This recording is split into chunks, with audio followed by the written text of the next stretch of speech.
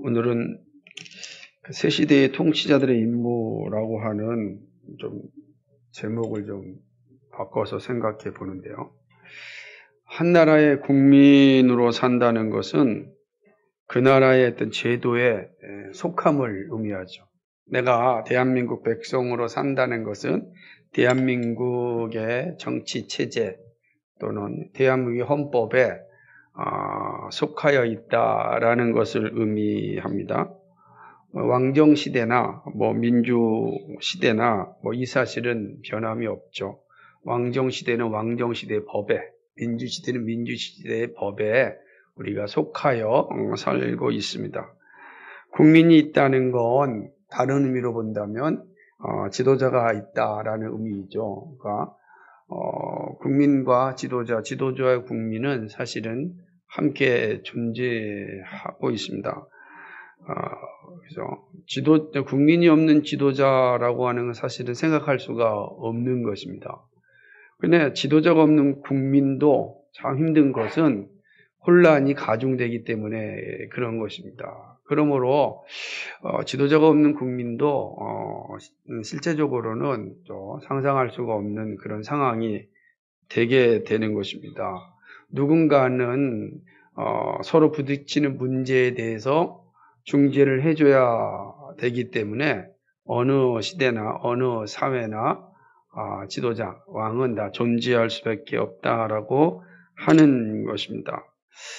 그렇게 생각한다면 지도자의 위치는 너무나도 중요하죠. 지도자가 정말 무지하면 백성들이 고생합니다. 우리말에 무식하면 손발이 고생한다 이런 웃기는 소리를 하지 않습니까? 근데 지도자가 무지하거나 지도자가 불의하게 되면 백성들이 고생합니다. 아주 힘들게 살게 되는 거죠. 더군다나 지도자의 범죄는 모든 국민을 고통으로 인도할 수가 있습니다. 그러면 지도자라고 하는 게 그냥 이름만 있는 게 아니라 그 지도자라고 하는 그 말에는 엄청난 무게감과 책임감이 있다라고 할 수가 있는 것입니다. 이것은 육적인 지도자도 마찬가지고 세속적인 지도자도 마찬가지고 동시에 영적인 지도자도 동일합니다. 그래서 우리가 지도자 할 때 세속적인 지도자는 세속적 영역에서 영적인 지도자는 영적인 영역에서 이 말은 변함이 없다라고 할 수 있습니다. 여러분 이스라엘이 바벨론의 포로가 된 역사에서 가장 핵심적인 역할을 한 사람들이 누굽니까? 바로 지도자들, 왕과 제사장들의 범죄 때문이었습니다.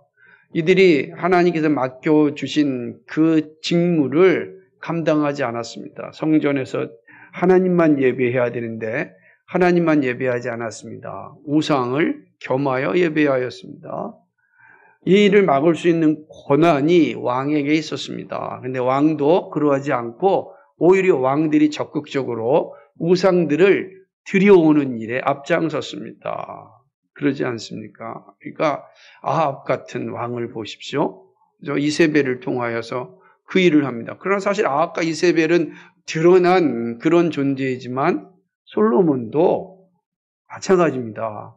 우상을 들어오게 하는데 1등 공신 중에 한 사람이 솔로몬이잖아요. 솔로몬도 이방 여인들을 이 정략 결혼을 통하여서 왕토를 넓히고 그로 인하여서 우상들이 이스라엘 땅으로 들어오게 하는 그런 발판을 놓았다라고 할 수 있습니다.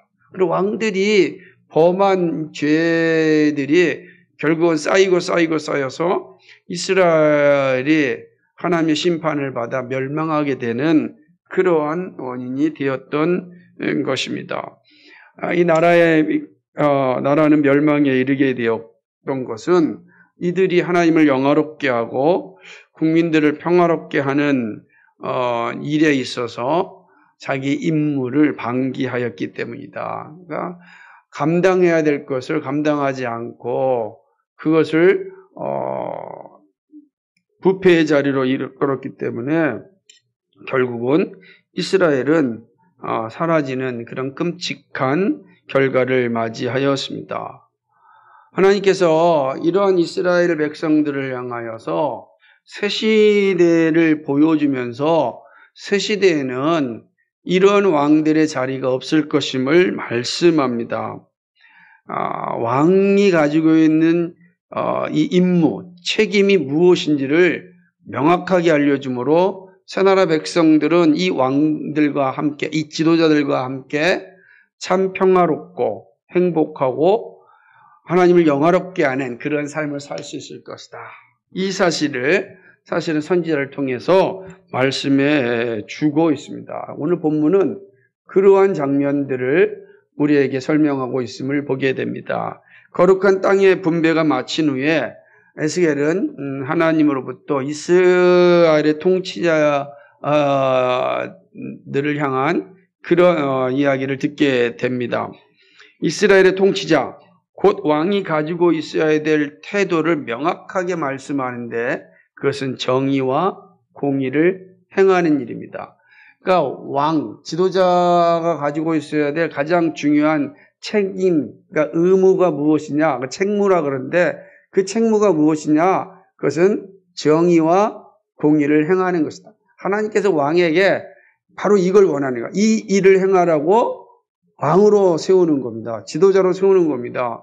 근데 지도자가 세워가지고 이 공의와 이 정의를 실행하지 않으면 어떻게 되겠습니까? 첫 번째는 하나님을 불순종하는 겁니다. 하나님을 배반하는 겁니다. 둘째는 어떻게 했습니까? 백성을 고통의 자리, 아픔의 자리로 데려가는 겁니다. 정말 사악한 그러한 일을 하는 자가 되는 것입니다. 그러나 이들이 공의와 정의를 행하면 하나님을 영화롭게 할 뿐만 아니라 백성들을 평화롭게 이끌게 되고 나라는 안정되게 세워진다. 이 사실을 말씀하고 있습니다. 9절 말씀에서 이 하나님의 마음을 아주 명확하게 볼 수가 있는데 주 여호와께서 이같이 말씀하셨느니라. 이스라엘의 통치자들아 너희에게 만족하니라. 너희는 호악과 검탈을 제거하여 버리고 정의와 공의를 행하여 내 백성에게 속여 빼앗은 것을 그칠지니라. 이렇게 말씀하고 있습니다. 포악과 검탈과 속임을 그치라고 말씀합니다. 이 말은 폭력과 탄압과 착취를 멈추라는 말씀입니다. 그러니까 왕들이 하나님의 법을 떠나서 공의와 정의를 행하지 않으면 어떤 일을 하게 되느냐? 폭력을 행합니다. 탄압을 합니다. 착취를 행합니다. 마치 그 나라가 자기의 것인 양, 그죠? 그리고 자신이 영원히 그 나라를 다스릴 수 있는 그런 착각과 오만에 빠져서 폭력을 행사하고 탄압하고 착취를 한다는 것입니다. 이것은 이미 이전의 왕들이 그렇게 하였음을 보여주는 것입니다. 이스라엘 왕들이 폭력을 행사하였고 탄압을 하였고 착취를 하였던 것입니다. 이게 이스라엘 역사에 나타나는 삶의 모습이었어요. 가난한 자들이 여지없이 그 왕의 이 탄압과 착취에 무너졌습니다. 나봇의 포도원 같은 경우를 생각해보세요. 아합이 얼마나 이세벨이 정말로 탄압과 폭력을 통하여 그 포도원을 착취하지 않았습니까? 그러니까 이런 일들이 이스라엘의 왕들이 행한 모습이었습니다. 자기의 뜻에 맞지 아니하면 죽이는 그런 일들을 하였죠. 그 사울도 그런 존재 아니었습니까? 그러니까 이런 것들이 결국은 하나님이 왕으로 세운 그 본분을 망각하는 거예요.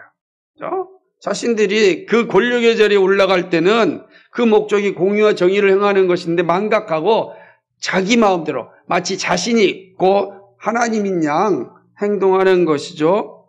끔찍한 일이 되는 거죠. 결국 이들의 행위가 나라를 망하게 하였고 백성들은 바벨론의 포로가 되어서 70년이라는 세월 동안 고난의 삶을 살아야 했던 것입니다. 얼마나 끔찍한 일입니까? 그래서 하나님께서 말씀하십니다. 새 시대의 왕은 어떤 거다? 이런 폭력과 탄압과 착취를 멈추고 공의와 정의를 행해야 한다라고 말씀하는 것입니다. 공의와 정의의 기준을 왜곡하지 않아야 합니다. 공의와 정의를 할 때 어느 이스라엘 성경에서는 그런 표현을 자주 쓰는데 공정한 저울, 그죠? 공정한 저울이다. 저울이 만약에 눈금을 속이면 어떻게 되겠습니까? 눈금을 조금만 속여도 그 먹는 이득은 엄청난 거예요. 이렇게 된 거죠. 공정한 에바, 공정한 밭과 세겔 이렇게 얘기합니다. 에바와 밭, 다 이게 측량 단위입니다. 에바는요, 곡식과 같은 고체의 측량 단위라고 한다면 밭은 기름과 같은 액체의 단위입니다. 그러니까 고체와 액체의 단위를 이야기하는 거죠. 세겔은 상업용 측량 단위인 것입니다. 그래서 금은 뭐 예를 들면 거죠. 예를 들면 우리가 금의 1세겔 그러면 어느 정도일까 할 때는 1000분의 1 달란트 뭐 이렇게 이제 정해져 있는 겁니다. 은은 뭐 3000분의 1 달란트 그 1세겔은 그래서 이스라엘 백성이 정확하게 그 세겔에 따라서 가져가는 거예요. 근데 만약에 이거를 바꿔본다고 생각해 보십시오. 금 1세겔이 만약에 뭐 3000분의 1로 떨어진다면 어떻게 되겠습니까? 금이 은이 되는 거예요. 그러면 이거를 왕이 자신의 부를 만들기 위하여 이 일을 행한다고 생각해 보십시오. 그럼 어떻게 되겠어요? 완전 시량은 고장되고 교란될 뿐만 아니라 또 힘없는 자들은 자신들의 재산을 빼앗기는 그런 일들이 일어나게 되는 것이죠. 그러므로 하나님은 이거는 왕뿐만 아니라 모든 나라와 국민들이 가지고 있어야 될 기준으로 딱 정해놓은 겁니다. 이 기준에서 흔들리면 안 된다라고 하는 것이죠. 기준이 있다라고 하는 것은 다른 말로 이야기한다면 신뢰가 있다는 거예요. 우리는 그 신뢰를 하고 갖는 거예요. 근데 그 신뢰가 무너지면 어떻게 되겠어요? 우리가 가장 속상할 때가 뭐냐면 이 옛날에 했던 것처럼 소고기를 막 사서 600g에 2만 원씩 해가지고 먹었어요. 그러니까 600g에 2만 원이다. 너무 행복한 거 아니에요? 그런데 봤더니 600g에 뭐요? 물을 먹여가지고 300g의 고기인데 물 먹여가지고 600g을 만들어서 2만 원에 파는 거예요. 그럼 이게 얼마나 사악한 짓이에요. 300g이면 10,000원이면 살 거를 2만 원에 사는 거예요. 300g에. 만약 이렇게 되어진다고 한다면 어떻게 되겠어요? 근데 이거를 왕이 집행한다고 한다면, 주도적으로 일을 한다고 한다면 끔찍하지 않습니까? 이런 모습들. 그러니까 이전에 왕들이 이런 짓을 해가지고 자신의 부와 권력을 유지하는 일을 하였다라는. 그러니까 백성들이요 왕을 신뢰하지 않는 거예요. 막 이렇게 돼버리면 이렇게 기준을 자기 마음대로 고무줄 늘리듯이 늘렸다 띄었다 하면은 누가 신뢰하겠습니까? 그러면 신뢰하지 않으면 다 꿍꿍이 하는가. 모든 백성들도 다 불법을 행하고 불법으로 살아가지 정직하게 살려고 하지 않는 거야. 그런 사회를 신용 불량 사회라 그러죠. 신용이 불량된 사회는요 끔찍한 사회입니다. 거기에는 모두의 행복이라는 것은 꿈꿀 수가 없다라고 하는 것입니다. 법의 기준이 아니라 정치적 기준으로 사용되어진다면 정말 더 끔찍한 거죠.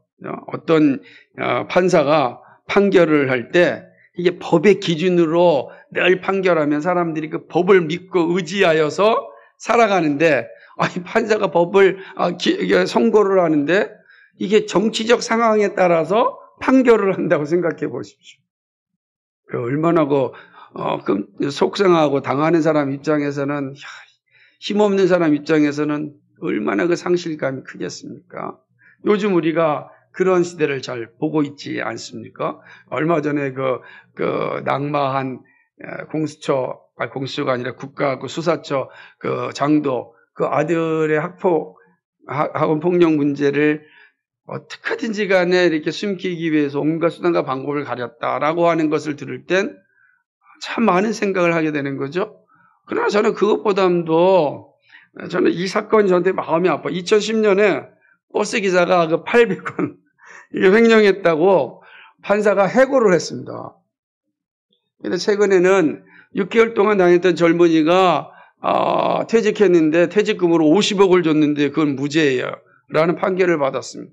그럼 이제 이 모든 정황들을 다 몰라서 그거를 어떻게 말할 수 없지만 그 자체만 보면 잘 이해가 안 되잖아요. 그죠? 어떻게 800원이면 800원인데 해고의 대상이 될까? 그리고 실제로 해고 당하지 않습니까? 근데 50억은 무죄예요. 그러면 백성들의 입장에서는 그 사법부를 신뢰하지 못하는 거예요. 여러분, 법을 신뢰하지 못하면 어떤 결과가 나오겠습니까? 법이 작동하지 않으면 그때부터는 주목이 작동하는 겁니다. 폭력이 작동하는 겁니다. 사람들이 법에 의존하지 않고 폭력을 통하여서 자신의 이 분함을 해결하려고 하는 거예요. 왜? 법에 맡겨봤자 그 법은 정치적으로 판결하는데 정치적 판결하는 것에 내가 어떻게 믿을 수 있겠느냐? 그러면 법이 작동하지 않고 주먹이 작동하고 폭력이 작동하면 그 나라는 망하는 거예요. 백성들이 불안하여 살겠습니까? 못 사는 거죠. 우리나라가 진짜 총기가 아직 불법이니까 평화롭게 사는 건데 만약에 총기가 있다고 한다면 어떤 일이 벌어지겠습니까? 법이 사라지고 기준이 사라진 곳에서는요, 무서운 일이 일어나는 겁니다. 그래서 이 지도자들에게, 특별히 정치 지도자들에게 가장 요구하는 것은 뭐냐면 무슨 일을 하든지 공의와 정의를 행사해야 된다는 거예요. 자기가 우리 말로는 내가 하면 로맨스고 남이 로맨스고 남이 하면 불륜이라고 하는 말처럼 이거 주먹구시로 기준이 사라지게 되면 참 위기에 찬 나라가 된다라고 하는 것입니다. 그래서 오늘 이 하나님의 에스겔에게 보여준 말씀처럼 옛시대의 왕들은 이랬다. 그래서 나라가 망했다. 그러나 내가 세울 새 시대의 왕들은 이렇지 않을 것이다. 하나님의 공의와 정의를 세운다. 이렇게 말씀하시는 것입니다.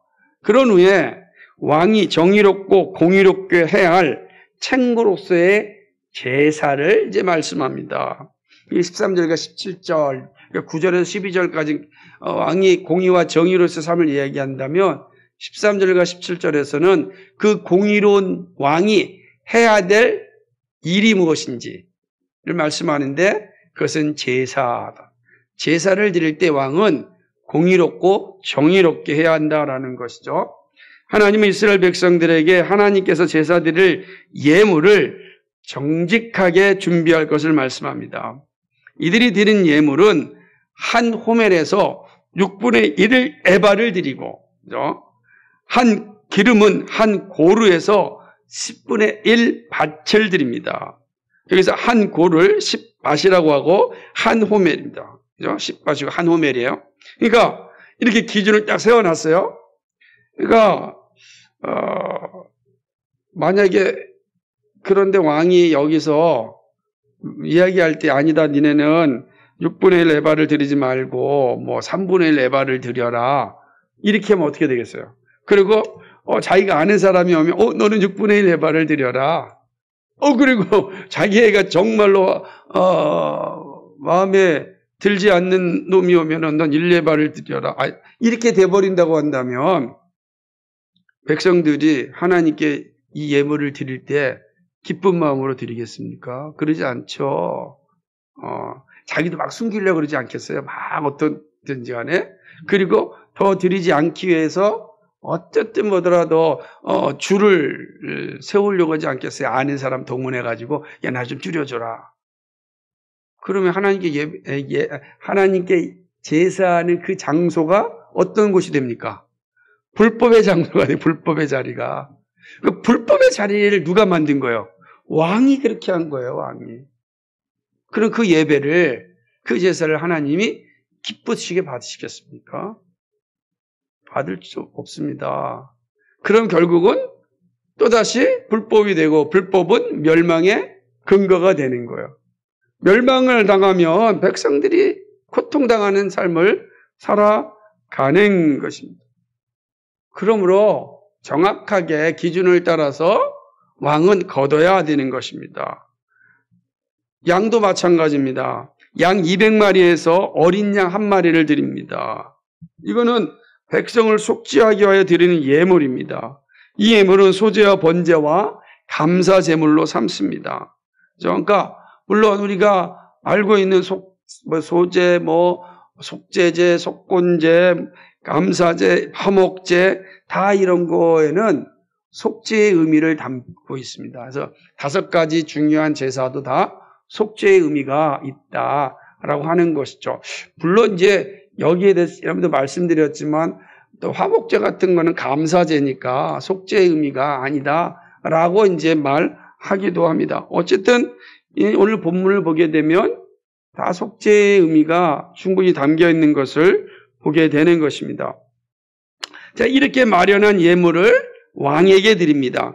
그리고 왕은 번제와 소제와 전제를 명절날, 안식일날, 그리고 이스라엘의 모든 절기에서 드리게 됩니다. 이스라엘 백성 죄를 속죄하기 위해 속죄제, 소제, 번제, 이 감사 제물로 준비를 하는 것이죠. 왕은 이 거룩한 일을 위하여서 정직함과 공의롭게 그 일을 수종드는 것이죠. 정해진 예물을 받아서 제사를 드려야 합니다. 그러니까 정확하게 예물을 받고 그 받은 예물에서 뒤로 빼거나 그러면 안 됩니다. 다른 주머니를 차서도 안 되는 겁니다. 얼마든지 그럴 수 있지 않습니까? 제가 어저께 월요일 날이죠. 월요일 날 한 모임에서 튀르키예 우리가 시리아 돕기 모금을 우리가 하였고 그리고 이번에 기훈실을 통해서 보낸다라고 이야기했습니다. 그래서 거기에 어떤 분들이 말하기를 그래 우리도 글로 보냈으면 좋겠다라고 하는 거야. 그러면서 그 다음 얘기가 재밌었습니다. 직접 보내는데 도대체 믿을 사람이 없다는 거예요. 어떤 단체를 통해서 가면 그 단체에서 자기 이것도 떼고 저것도 떼고 다 떼가지고 내가 100만 원을 보내주면 어떤 단체에서 그 100만 원이 그대로 가는 것이 아니라 필요한 장비 다 빼고 실제로 가는 거는 한 3, 40만 원밖에 안 간다. 이런 생각을 하고 있는 겁니다. 그래서 모금하는 단체에 못 보내겠다는 거야. 그래서 차라리 자신들이 알고 있는 선교사들한테 보내고 싶다는 거야. 그랬더니 옆에 있는 분이 그 선교사님을 과연 믿을 수 있을까? 이렇게 이야기하는 거예요. 그래가 이거는 모금을 해도 불안해서 보낼 수가 없는 이 현실을 보면서 마음이 너무 아팠습니다. 그나마 기훈실은 그런 측면에서 아직까지 정직하게 그 일을 잘 감당하니까 그래 기훈실이면 글로 보내겠다 해가지고 그 자리에서 있는 분들이 기훈실로 다 이제 통해서 먼저 보냈습니다. 이 마찬가지죠. 왕이 이제 예물을 백성들을 다 받아가지고 제사를 드리게 하는데 그 왕이 그 제물을 받은 그대로 드리지 않고 자기 권력을 위해서 자기 욕심을 따라서 뒤로 뺀다면 어떻게 되겠습니까? 그 왕이 빼는 거 백성들이 알까요? 모를까요? 모르죠. 어떻게 알겠어요? 아무도 모릅니다. 왕만 아는 거죠. 그렇게 옛 왕들이 그 짓을 했어요. 딜이 오면은 조금씩 뒤로 숨기니까 결국은 그 부패함이 나라를 망하게 한 거 아니겠습니까? 우리말처럼 소도둑이 바늘도둑이 소도둑 되는 거 아니겠습니까? 그런 현실이 있는 거예요. 그리고 왕이 할 일은 그게 아니다. 왕은 정직하고 공의롭게 백성들로 받은 그 예물을 온전히 드리는 일이다라고 하는 것입니다. 정해진 예물을 받아서 정해진 대로 제사를 드려야 하는 것입니다. 왕은 정직하게 백성들이 바친 제물로 제사를 드렸습니다. 그런데 왕은요, 백성들로 받은 제물만 제사를 드린 건 아니에요. 그렇죠? 그러면 왕은 아무것도 안 하고 받은 것만 가져가는 통로 역할만 하는 겁니까? 그건 왕의 자리가 아니잖아요. 17절 말씀 한번 볼까요? 오늘 17절 말씀 같이 읽어봅시다. 시작. 군주의 본분은 번제와 소제와 전제를 명절과 초하루와 안식일과 이스라엘 족속의 모든 정한 명절에 갖추는 것이니 이스라엘 족속을 속죄하기 위하여 이 속죄제와 소제와 범제와 감사 제물을 갖출지니라. 이 갖출지니라라고 하는 건 뭐냐면 왕은 백성들이 받은 제물로 하나님께 제사를 드려야 하지만 자신의 재산에서도 이 예물을 드릴 수 있도록 갖추어야 한다라는 겁니다. 그러니까 왕에게는 이러한 책무가 있는 거예요. 이것이 바로 공의와 정의라는 거죠. 왕이 자리에 올라갈 때 솔선수범하는 자리에 있는 겁니다. 근데 잘 보면 우리 종종 보면 왕은 받기만 하고 자기 것을 쓰지 않을 때 그럼 뭐가 되죠? 여러분 받기만 하고 쓰지 않는 자들은 그는 자기의 권력을 뭐 하는 거예요? 사유화하는 겁니다. 그래서 그 하나님 주신 권력을 가지고 자신의 삶은 누리고, 그죠? 그리고 자신의 것만, 자신의 배만 채우는 자가 되는 거죠. 근데 새 언약 백성의 왕은 그렇게 할 수 없습니다. 새 언약 백성의 왕은 뭐죠? 정의와 공의를 행하고 자신도 백성들과 동일하게 하나님께 제사를 드리는 겁니다. 이게 합당하다라고 하는 것이죠. 이게 중요한 것입니다. 왕이 감당하는 제사는 첫째 달 절기인 유월절과 일곱째 달 15째 날에 있는 초막절에 각 7일씩 속죄제와 번제를 드렸습니다. 그것이 18절에서부터 25절까지의 내용이에요. 그럼 어떻게 제사를 드렸냐라고 할 때 첫째 달 절기 유월절과 그리고 일곱째 달 절기 초막절에 각 7일씩 이렇게 제사를 드렸던 것입니다.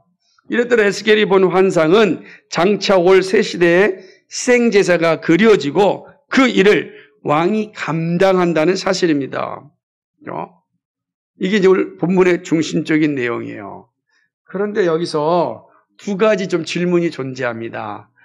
어떤 존재냐면 새 시대의 희생제사는 언제 이루어지는가 하는 것입니다.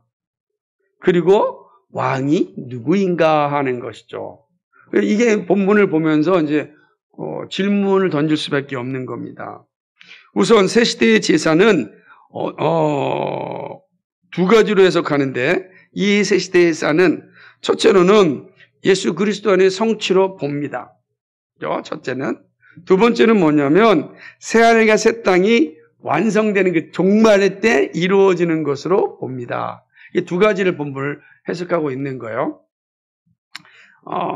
이 부분에 있어서 이렇게 보는 것은 에스겔이 말한 것이 실제로 그대로 나타나지 않았기 때문에 이것은 장차 이루어질 그 새하늘과 새 땅 종말, 마지막 종말에 이루어질 것이다 라고 생각한다는 거예요. 반면에 그러지 않고 이 자체는 새 언약 백성을 향하여 주신 거니까 예수 그리스도 안에서 성취된 것으로 보고 그때부터 종말이 시작되니 계속해서 그 종말 가운데 이 말씀이 완성해 갈 것이다 라고 보는 겁니다. 이 두 가지가 있다라고 하는 것이죠. 저는 이 측면에서는 예수 그리스도의 초림으로 완성되었고 시작되었고 새하늘과 새 땅이 완성되는 그 종말에 이르기까지 이 약속의 말씀이 이루어지는 것이다. 이렇게 저는 생각을 하는 것입니다. 그러고 나서 이제 그렇다면 이 시대에 이 시기죠. 주님께 초림하셨고 재림하실 그 가운데서 이 직무를 감당해야 될 왕은 그럼 누구인가? 왜냐하면 이 왕이 중요하잖아요. 이 왕이 누구인가라고 하는 겁니다. 이제 그럼 이 왕이 누구일까가 참 고민이 많습니다. 왜냐하면 첫 번째로 제가 이 언제 희생제사가 이루어질 것인가라고 할 때 예수 그리스도의 오심으로 성취되었다라고 말씀드렸잖아요. 그죠? 그렇다고 한다면 그 왕이 누군가라고 해요. 그 왕이. 예수 그리스도 성취된 그 희생제사를 드릴 그 왕이 누구인가라고 하는 거죠. 읽다 보면 되게 어렵습니다. 어렵다는 것은 그만큼 많은 견해가 있다라고 하는 것을 의미하는 것입니다. 사실 이제 이 왕이 누구인가에서 공통적으로 가지고 있는 생각은 하나 있습니다. 그건 뭐냐면 이 왕은 메시아는 아니다라고 하는 거죠. 그리스도는 아니다라고 하는 게 공통적인 것입니다. 왜 그러냐면 메시아가 희생 제물인데 희생 제사를 드린다는 건 누가 드린다는 거잖아요. 그러니까 아니다라고 합당하지 않다는 겁니다. 또 뿐만 아니라 에스겔서 46장 16절 한번 볼까요? 16절 40절 16절 한번 읽어보면 어떤 내용이 나오는지 같이 읽겠습니다. 주 여호와께서 이같이 말씀하셨느니라.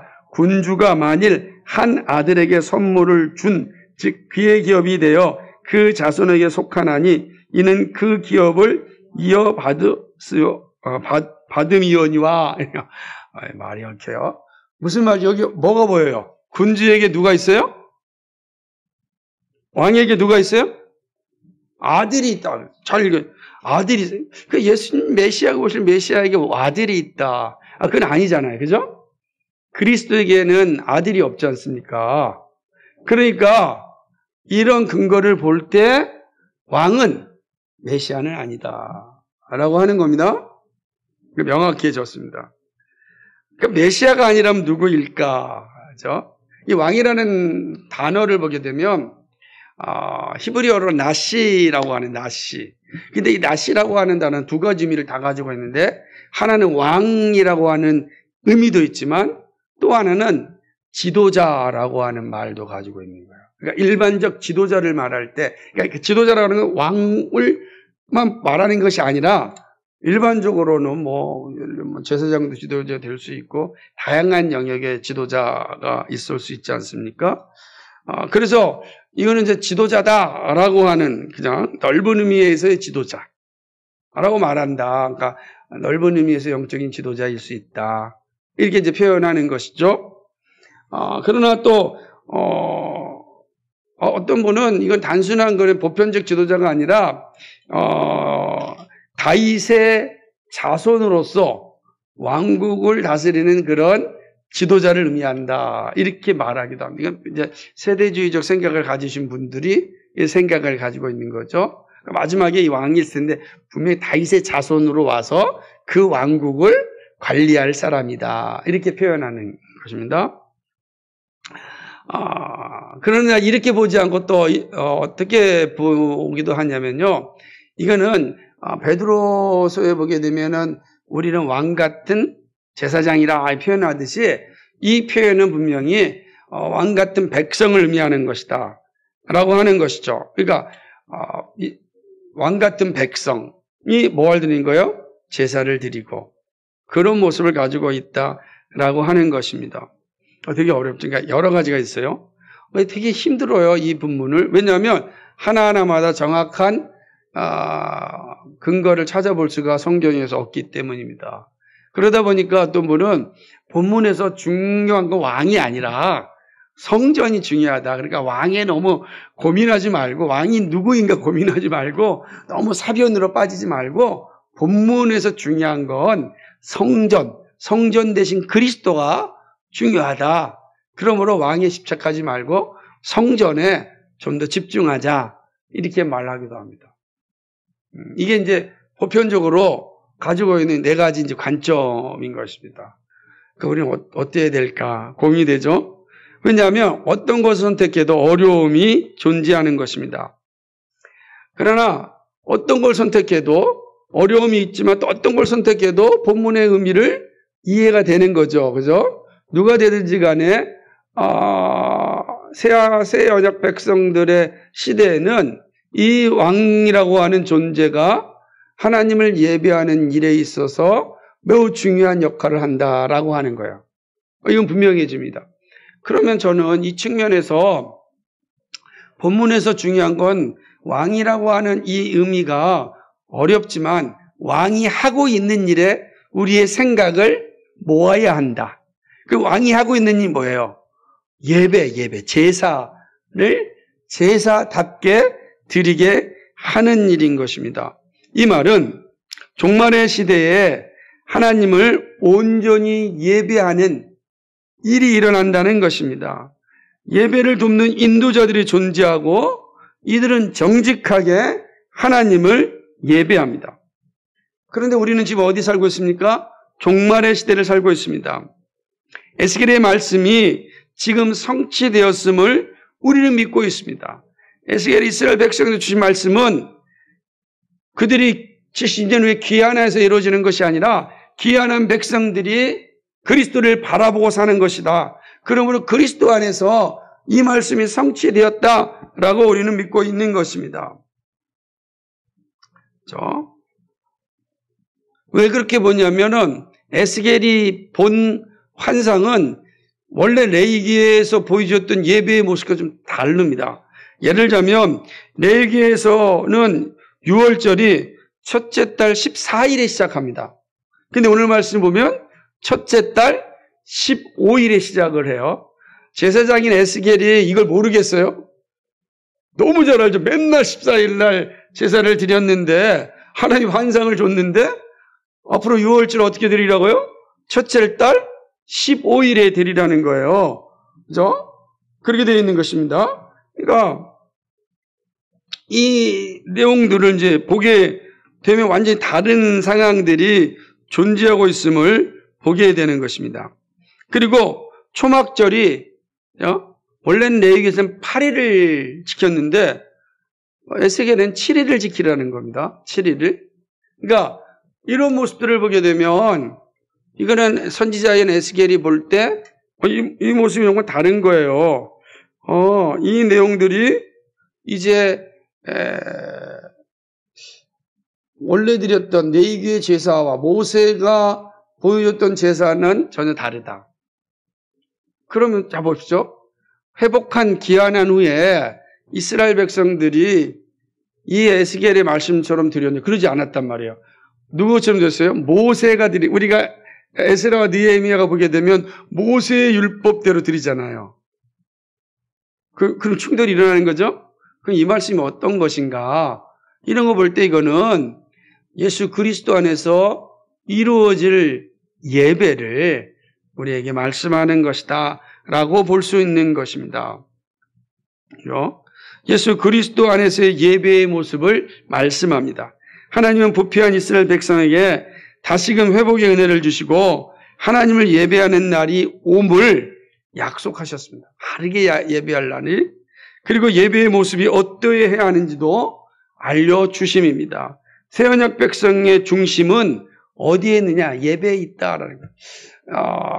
옛 언약 백성들이 실패하여서 하나님을 예배하는 자리가 훼손되었습니다. 그죠? 여러분, 무슨 말이냐면, 이스라엘 백성들이 다시 바벨론에서 회복하였을 때 그들이 원래 솔로몬 성전을 짓고 예배 드렸습니까? 그러지 않았다고요. 에스겔이 보여준 성전은 우리가 이미 말씀드렸듯이 그죠? 솔로몬 성전이 아니고 그죠? 헤롯 성전도 아니라고요. 당연히 스룹바벨 성전도 아닌 거예요. 그러니까 선지자의 말로 본다면 이들이 돌아와서 예배드린 것은 오늘 예전에 솔로몬 성전도 아니었을 뿐만 아니라 에스겔이 보여진 새 성전도 아니라고요. 그러니까 그 성전은 무엇인가? 우리가 이미 살펴보았듯이 성전 대신 예수 그리스도를 의미한다. 그러므로 예수 그리스도 안에서 우리는 예배드리는데 그때 이스라엘 백성들은 오실 예수 그리스도를 볼 수가 없었잖아요. 그런데 우리는 오신 예수 그리스도 안에서 성취된 성전, 성취된 예수 그리스도를 통하여 우리는 예배하고 있다. 이 말씀 자체가 바로 그런 의미를 담고 있다라고 하는 것입니다. 그런 측면에서 새 언약 백성의 중심은 예배이죠. 하나님을 영화롭게 하는 일입니다. 우리가 하나님을 예배할 수 있으면 예수 그리스도의 십자가의 죽음 때문입니다. 예수님의 십자가의 희생으로 우리가 하나님을 예배할 수 있게 되었습니다. 예수 그리스도께서 희생 제물이 되심으로 우리가 하나님과 화목하게 되었습니다. 히브리서 기자는 이렇게 이야기하였습니다. 히브리서 1장 1절과 2절 말씀인데요. 옛적의 선지자들을 통하여 여러 부분과 여러 모양으로 우리 조상들에게 말씀하신 하나님이 이 모든 날 마지막에는 아들을 통하여 우리에게 말씀하셨으니 이 아들은 만유의 상속자로 세우시고 또 그로 말미암아 모든 세계를 지으셨느니라. 아멘. 이 모든 날 마지막에는 아들을 통하여 우리에게 말씀하셨다. 여러 부분과 여러 모양으로 말씀했지만 여러 부분이에요. 여러 선지자들이 보여줬던 그 부분들이 누구 안에서요? 예수 그리스도 안에서 하나가 된 겁니다.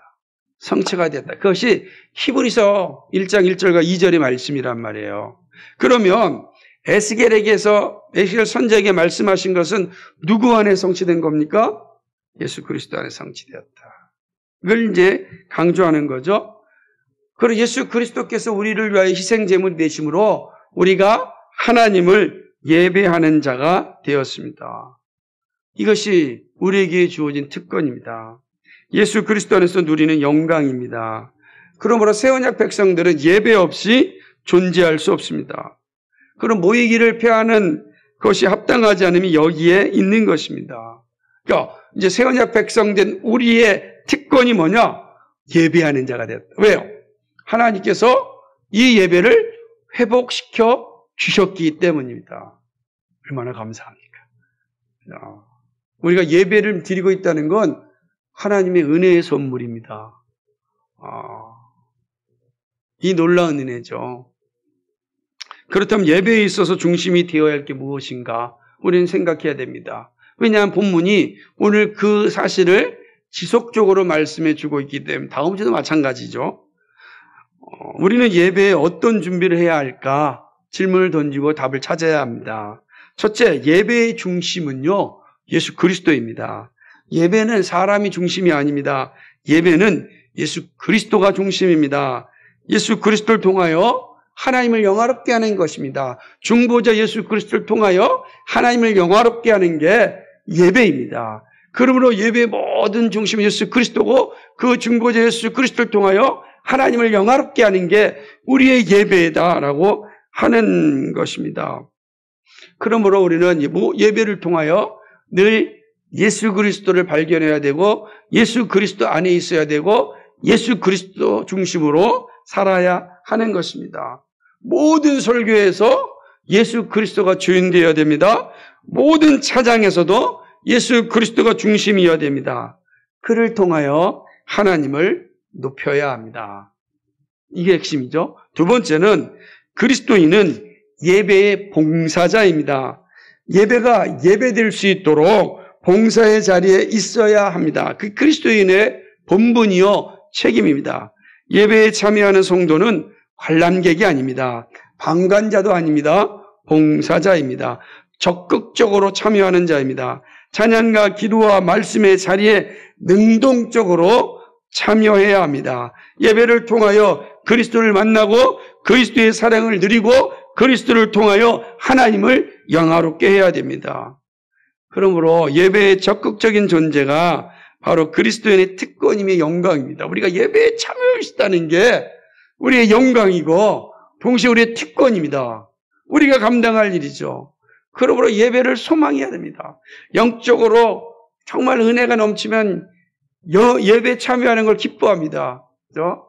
이번에 에즈버리 대학교에서 놀라운 하나님의 은혜가 임하였는데 그 이야기를 들으면서 참 많은 생각을 하였습니다. 제 동기 목사가 그 워싱턴 중앙교회 담임 목사인데 그 친구가 이제 그 현장을 갔다 오면서 영상을 남긴 내용을 보았습니다. 원래 총신신대원에서 설교학 교수까지 했던 그 목사였는데 이 이 목사가 보여준 장면을 보면서 아주 오랫동안 준비하였는데 그 중에 한 이야기를 들으면서 제가 눈물이 많이 흘렀습니다. 그건 뭐냐면 중국계 말레이시아 분인 것 같아요. 그 목사님 에즈버리 대학교에 교수로 왔다가 하나님의 강권적인 은혜를 받고 교수직을 잠시 멈추면서 1년이나 2년 넘게 이 표지판을 들고 에즈버리 대학이요 깨어야 됩니다 라고 그렇게 늘 기도했다는 거예요. 1년 동안 깨어야 됩니다. 우리가 그 사진을 이제 다 보여주는데, 그런데 이렇게 이제 하나님께서 정말 은혜를 부어주셔서 정말 그들이 은혜를 받으니까 예배하고 찬양하고 물론 자신의 삶을 고백하고 회개하고 간증하는 이 모습들이 24시간 이루어지는 겁니다. 그러니까 하나님 은혜가 임하면요 예배하기를 기뻐합니다. 물론 그 예배가 좀 더 거룩한 하나님의 은혜의 존전에 나가는 거라면 최고죠. 근데 그 예배의 자리에 있는 거예요. 그런데 그 은혜의 시작이 제가 지난주 주보에도 말씀드렸지만 한 젊은 목사님의 설교로부터 시작된 거죠. 여기서 여러분의 하나님의 사랑을 깨닫을 때까지 떠나지 마십시오라고는 말에 순종한 30명의 그 대학생들이 간절히 하나님께 기도하면서 은혜를 받고 그 은혜 받은 사실을 다양한 매체를 통해서 친구들에게 알리기 시작했고, 그 이야기를 듣는 사람들이 예배당으로 모여서 예배하기 시작하였다고 합니다. 그러니까 은혜의 자리에 선다는 게 무엇인지 그건 예배의 자리에 선다는 겁니다. 그러므로 설교자도 그 예배의 중심에 있어야 되죠. 제가 그 영상을 보면서 참 많이 회개하고 눈물을 흘렸습니다. 그 간절한 소망이 있었구나.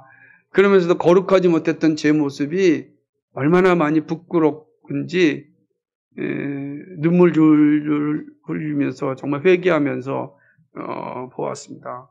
예배는 바로 거듭난 그리스도인들의 영광입니다.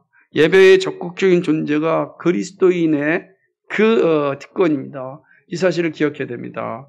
세 번째로는요, 주님 오실 때까지 교회의 본부는 예배에 있습니다. 새하늘과 새 땅의 영광은 영원한 예배입니다. 이 예배를 교회를 통하여 시작합니다. 그러므로 교회의 존재인은 예배에 있습니다.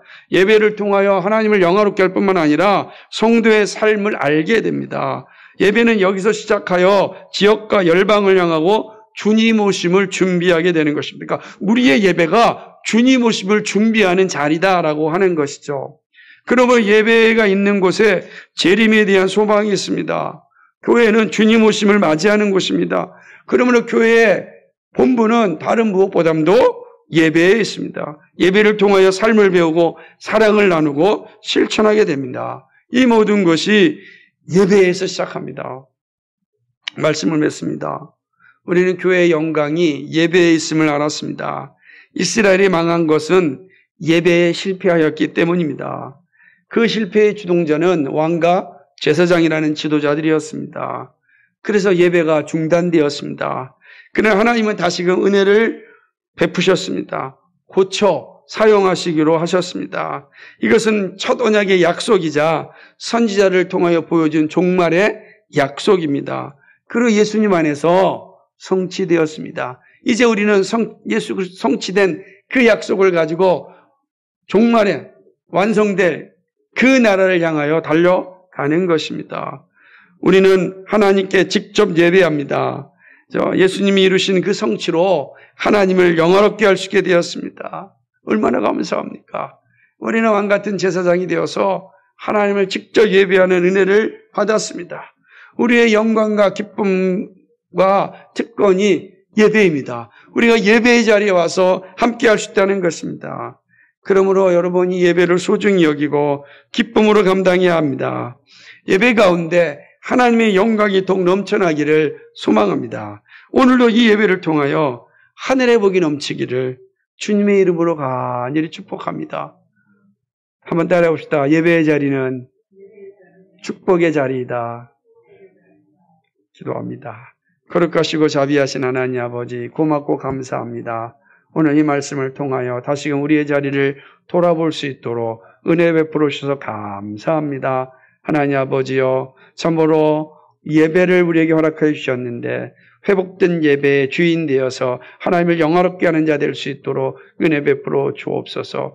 예배의 자리가 축복의 자리입니다. 하나님 아버지, 이 복을 만끽하는 우리 모두가 되게 하여 주옵소서. 감사드리며 예수 그리스도의 받들어 기도하옵나이다. 아멘.